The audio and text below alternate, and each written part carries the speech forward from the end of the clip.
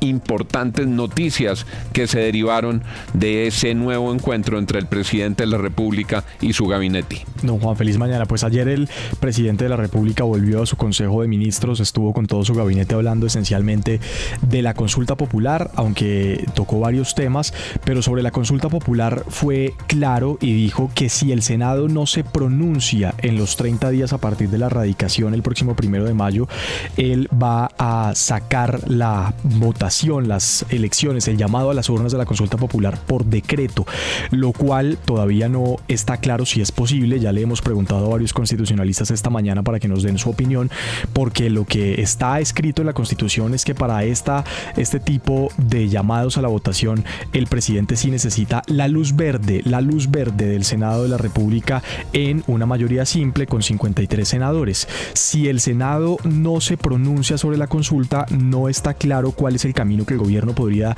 definir, pero el presidente dijo ayer que la va a sacar por decreto. De otro lado, el ministro del Interior ha dicho varias veces en declaraciones a la prensa que si el Senado dice que no a la consulta popular, entonces no habrá consulta popular. Otras aseveraciones del presidente de la República ayer: le pidió también a la ministra de Transporte que publique y que le pida todas las pruebas a Estados Unidos sobre el caso Odebrecht, porque en su concepto eso todavía no está definido, no se sabe toda la verdad sobre el caso Odebrecht, y también negó las publicaciones de la revista Semana sobre la elección del magistrado Vladimir Fernández en la Corte Constitucional. Dijo que eso es falso y que Iván Name es su enemigo, que siempre lo ha sido en el Congreso, y que no hubo ningún pago de funcionarios del gobierno para que se eligiera Fernández en la Corte Constitucional. 6:12 minutos de la mañana. Vamos por partes. Don Santiago, yo no encuentro en ningún texto constitucional que diga que el silencio legislativo activa la competencia del presidente para convocar la consulta. Y ese es un principio general del derecho. Cada una de las ramas del poder público tiene su competencia. Yo no encuentro dónde está esa competencia, por eso me imagino es a lo que usted se refiere sobre la controversia constitucional.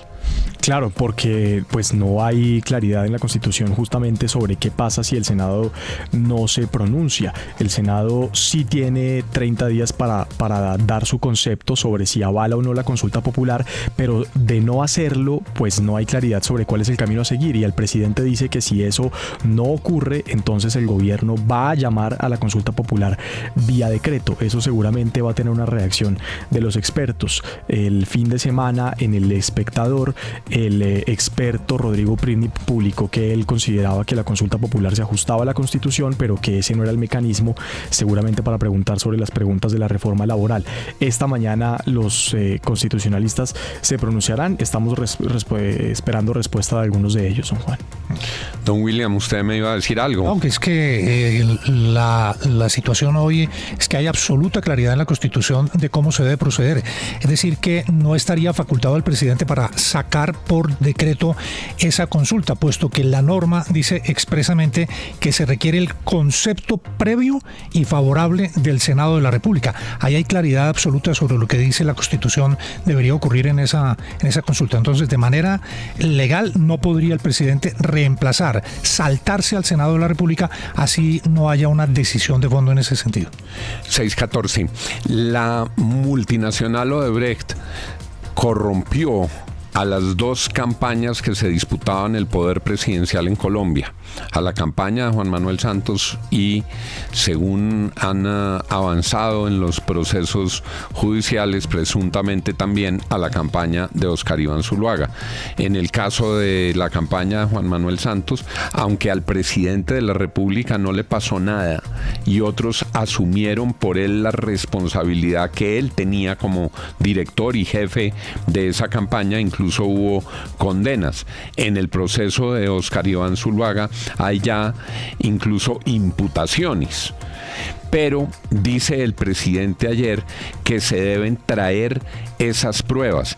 El primer afectado con ese tema puede ser el propio Oscar Iván Zuluaga, pero el otro afectado puede ser Juan Manuel Santos, aliado de Gustavo Petro en su proceso de elección en este periodo y en el proceso anterior. El presidente Santos ha tratado de desmarcarse, pero no es ningún misterio la presencia del santismo como elemento determinante del poder político de Petro. Santistas como el doctor Alfonso Prada, como el doctor Roy Barreras, como el doctor Armando Benedetti, como el doctor Mauricio Liscano, santistas de primer orden, llegaron a la campaña de Petro con el beneplácito de su jefe político. ¿Será Santiago, será Darcy que esa llave política tan fuerte, el petrosantismo, está teniendo escaramuzas internas? Porque que Petro reviva a Odebrecht lo que hace es recordar que Santos fue elegido en una elección manchada de corrupción. El expresidente Santos la semana pasada hizo unos cuestionamientos muy enfáticos a cómo se ha desarrollado la paz total y a cómo va también el cumplimiento del acuerdo de paz firmado con las FARC en 2016. Y en el caso de Oscar Iván Zuluaga, él está imputado igual que su hijo por un viaje a Brasil que realizó para sellar un acuerdo con Odebrecht sobre encuestas. En el caso del expresidente Juan Manuel Santos, la persona que más arriba llegó a ser condenada fue Roberto Prieto por un otro sí, por estar interesado a través de sus empresas en generar contratos con el gobierno, pero nadie más. Y el presidente de la República ayer le dio la orden a su ministra de Transporte de que traiga todas las pruebas y la evidencia de Estados Unidos para que sea publicada. Yo sí creo que hay una división evidente y una distancia entre el presidente Petro y el expresidente Santos. Yo lo que pasa es que yo soy menos calculadora y creo que esos no se hacen con cálculos. Yo creo que el presidente desde hace mucho tiempo está disparando para todas partes. No creo que haya un cálculo ahí tan político sobre si le está pegando a sus aliados como fuego lateral, como víctimas colaterales. Creo que él está en un momento muy complejo de personal y en el gobierno y está como lanzando cosas, o sea, uno lo ve ahí y ve esos consejos de ministros y, como dicen, le tira a todo el mundo.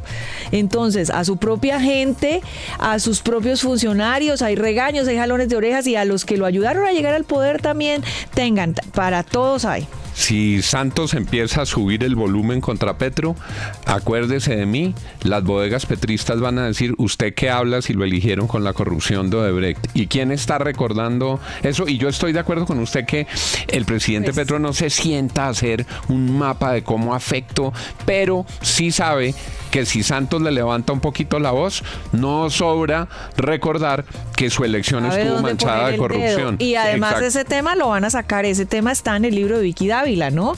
Está también fuertemente en el libro de Vicky Dávila, que estará presentado el próximo 4 de mayo, así que el tema está sobre